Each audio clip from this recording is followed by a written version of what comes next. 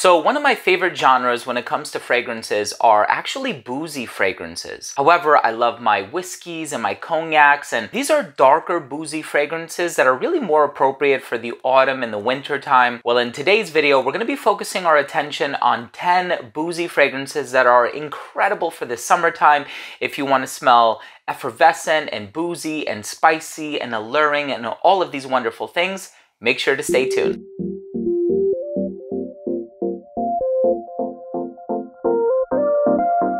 Now, before I begin today's episode and I tell you all about these 10 boozy fragrances for the summertime, these are all on the lighter side of things while still making a strong statement. I do want to start things off by mentioning that if you are a fan of fragrance-related content, please do consider supporting the channel by subscribing to it. Hit that bell icon so you can be notified whenever I do upload future videos to the channel, and I upload on a daily basis. And also give this video a thumbs up if you take something of value from today's episode. Boozy fragrances. I love boozy fragrances. You think of some of the darker expressions on the market, the cognacs and the whiskeys, and something like Création Eve by Royale Parfum. Amazing fragrance, but I like wearing that in the autumn or the winter time. If I'm gonna wear something in the summertime, I want something that smells like a piña colada or a margarita or something that's on the brighter, fresher, more summer evocative side of things. So let's just go ahead and jump into the list. And this first fragrance is actually a lighter expression in comparison to its predecessor. So this one is actually Apple Brandy on the rocks. So there's an original Apple Brandy. This is the one in the new presentation that looks like a nice little glass here. And this has this bright bergamot and pineapple introduction with this spicy, slightly sweet brandy accord lingering in the base. Exceptionally well done. Love wearing this, especially for a summer night. So if you're looking for something that you can enjoy in the evenings after the sun has set, maybe you're at a nice party, you're hanging out in a friend's yard or your own yard, you're looking for something a little bit darker, but still not something as dark as like Black Phantom or one of these really dark fragrances, definitely check that out. The next fragrance, so we have two from Kilian here.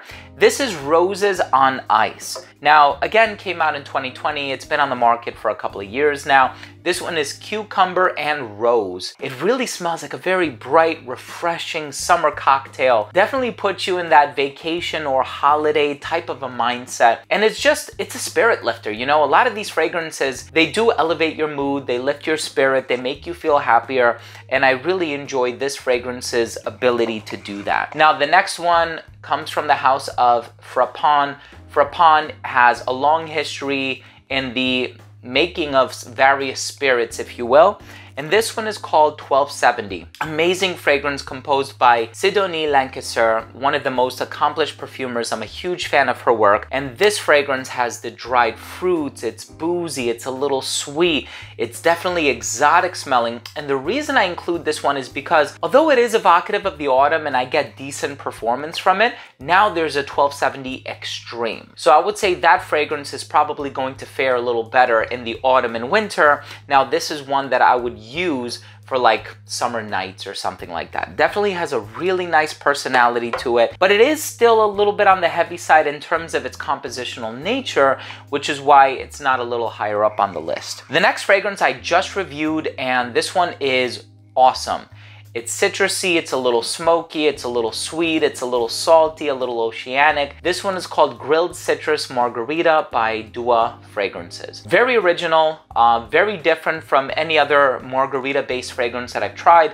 The only other one being like CK1 2014 or something like that, if I have my year correct, but awesome. It has this bright effervescent introduction with the lime and the lemon, but it also has like this sugary accord lingering underneath, and it's hard to tell where it's coming from because it doesn't smell explicitly like vanilla or tonka bean or cotton candy or anything like that, but you do perceive something sweet in the base. So that interplay between sweet and salty is evocative of a margarita with a salted rim. Very cool, actually. The next fragrance is one that's been around for a long time.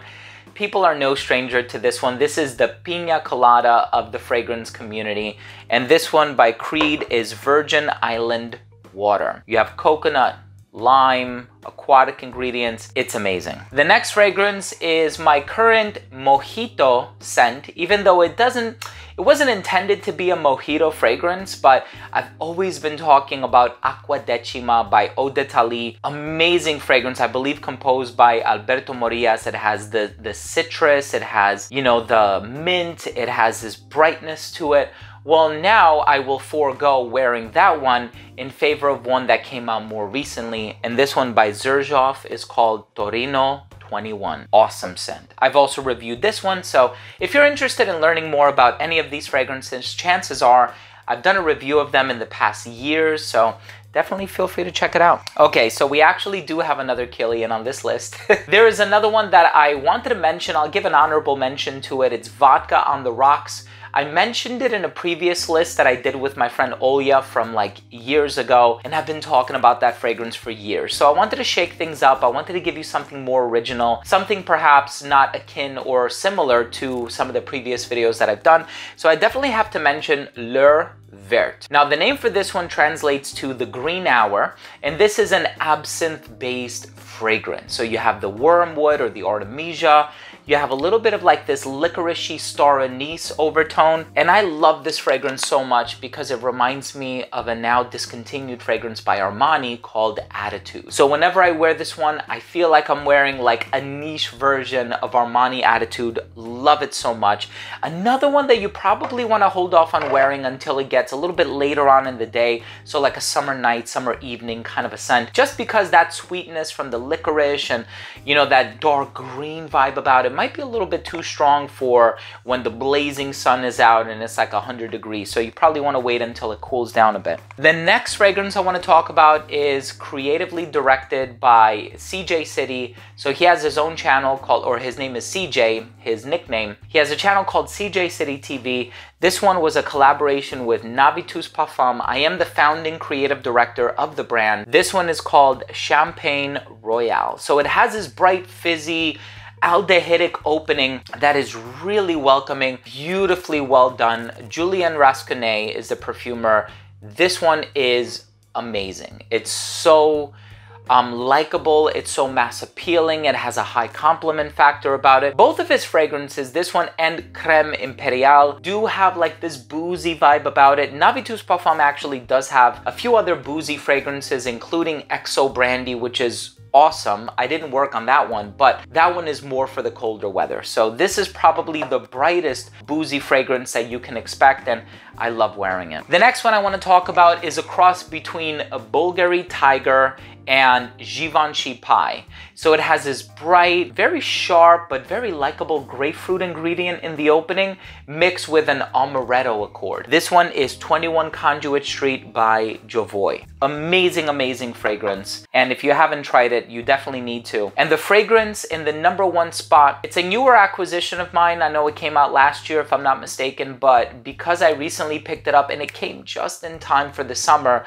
I'm saying to myself, I'm gonna wear this one a whole lot. And it's composed by Alberto Morillas, who is the biggest perfumer in the industry, and that's not very debatable. He has composed Acqua di Gio, he's composed Pie by Givenchy, he's composed so many masterpieces. All you gotta do is look him up and you're like, yeah, I know that, and I know that, and I know that, and his resume is extensive. Here, he made a gin and tonic kind of a fragrance.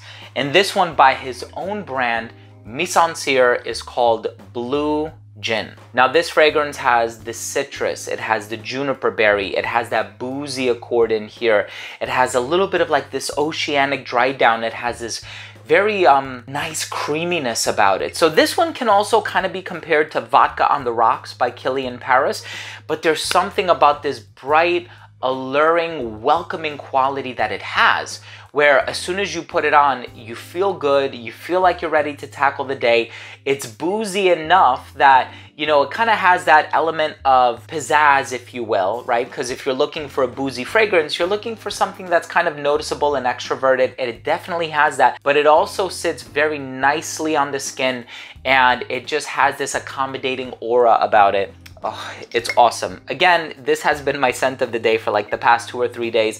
I'm probably gonna make it my scent of the day again. Thank you so much for joining me. 10 boozy fragrances that I think will do exceptionally well in the summertime. Of course, we have a few honorable mentions. St. Julep by Imaginary Authors, Vodka on the Rocks by Kilian Roses. There's certainly a whole bunch more that I could have put on this list, but I wanted to switch things up a little bit, and I wanted to talk to you especially about some newer fragrances that maybe you haven't had the opportunity to try before, but you can't ignore classics like Virgin Island Water. Thank you for watching. If you enjoyed this video or if you learned anything from today's episode, please do consider supporting the channel by subscribing to it. Hit that bell icon so you can be notified whenever I do upload these videos to the channel, and I upload on a daily basis. And give a video the thumbs up. It's greatly going to assist with the algorithm. Love you guys.